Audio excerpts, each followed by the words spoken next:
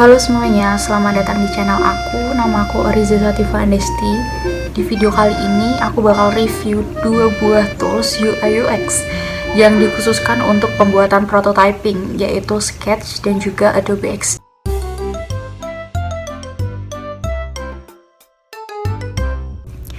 Adobe XD adalah sebuah software yang ditujukan oleh para desainer UI UX aplikasi mobile maupun web yang dirilis pada tahun 2016.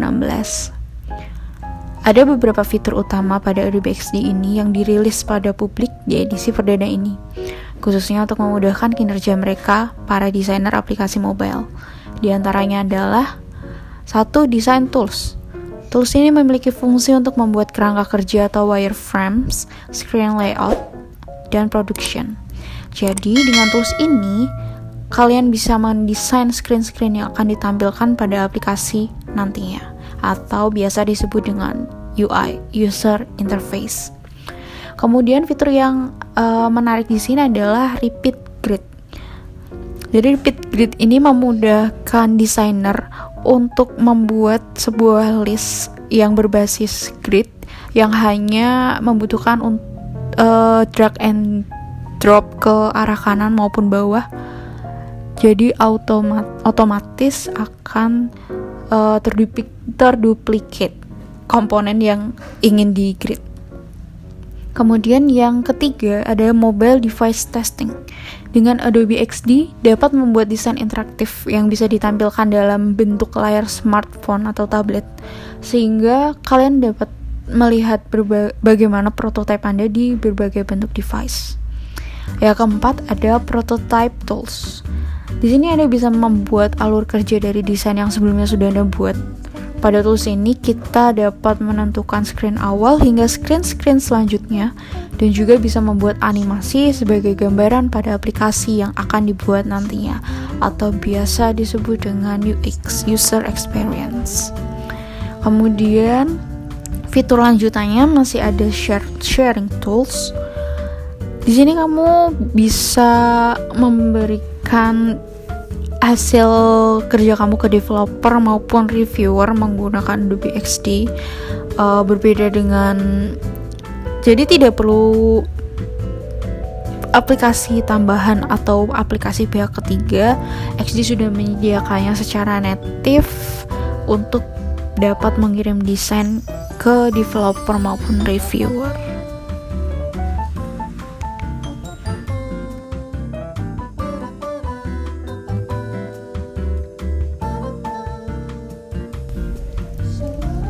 Untuk Sketch sendiri, Sketch sudah dirilis pada tahun 2010, jauh dari Adobe XD, dan pastinya sudah lebih matang dalam pembuatan desain prototyping.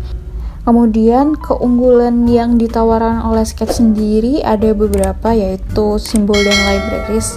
Walaupun pada saat ini semua aplikasi desain mengadopsi fitur ini, tapi sebagai yang pertama, tentu Sketch memiliki sistem yang lebih stabil untuk menjalankan fitur ini. Fitur simbol dan libraries ini memungkinkan kita sebagai desainer membuat komponen desain kita dan menjadikannya sebagai simbol, sehingga bisa kita pakai berkali-kali tanpa harus membuat ulang dari awal. Contohnya, ketika kita membuat sebuah button, maka pada saat kita membutuhkan button ini lagi, kita tidak perlu membuatnya dari awal dan tinggal menggunakan simbol yang telah kita buat sebelumnya. Kemudian keunggulan yang kedua dari Sketch adalah Smart Layout. Menyambung dari simbol yang telah dibahas sebelumnya, Smart Layout ini juga salah satu keunggulan dari Sketch melalui fitur simbol. Jika kita telah membuat sebuah simbol button dengan ukuran lebar tertentu, lalu kita menambahkan teks yang lebih panjang pada penggunaan berikutnya, maka fitur Smart Layout ini akan bekerja. Kita tidak perlu lagi menyesuaikan lebar dengan manual karena semua sudah bisa diatur secara otomatis menggunakan fitur ini. Kemudian keunggulan Sketch yang ketiga adalah plugins yang berlimpah. Membicarakan Sketch sudah pasti berhubungan dengan plugin yang sangat amat berlimpah, dari mulai plugin simple seperti Craft yang memungkinkan kita untuk menambahkan gambar atas nama atau nama secara otomatis, bahkan plugin yang lebih canggih dengan menjadikan semua desain yang telah kita buat menjadi sebuah kode programming. Oke, setelah kita membahas keunggulan dari masing-masing tools yang sudah kita sebutkan tadi, yaitu Sketch dan juga Adobe XD, sekarang kita saatnya membandingkan fitur-fitur yang ada di masing-masing tools ini, apakah ada atau tidak di keduanya gitu. Yang pertama, kedua tools ini memiliki graphic vector. Termasuk juga di Adobe XD itu include Adobe Illustrator. Kemudian kedua tools ini juga memiliki image editing. Kalau Sketch itu dia udah punya basic editing, jadi basic editingnya itu langsung di aplikasi Sketch. Namun kalau di Adobe XD dia bisa image editing tapi nggak bisa native, nggak bisa langsung di tools Adobe XD langsung, jadi membutuhkan Adobe Photoshop atau Adobe Illustrator. Kemudian kedua tools ini sama-sama memiliki fitur symbols dan juga styles. Dan tadi kita sudah bahas kalau di Adobe XD ada fitur yang namanya repeat grid. Di Sketch ini tidak ada fitur ini, tapi bisa ditambahkan dengan menambahkan plugin dari pihak ketiga. Kemudian ada responsive design tools. Di Adobe XD sudah memiliki fitur ini, tapi kalau di Sketch itu belum memiliki, jadi sama membutuhkan bantuan dari plugin pihak ketiga.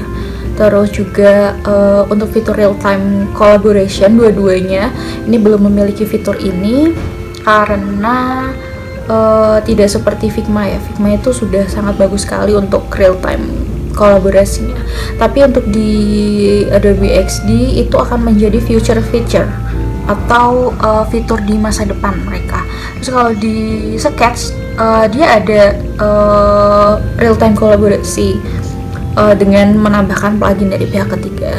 Kemudian untuk platform penggunaan kedua tools ini, kalau di Adobe XD itu bisa digunakan di macOS dan juga Windows.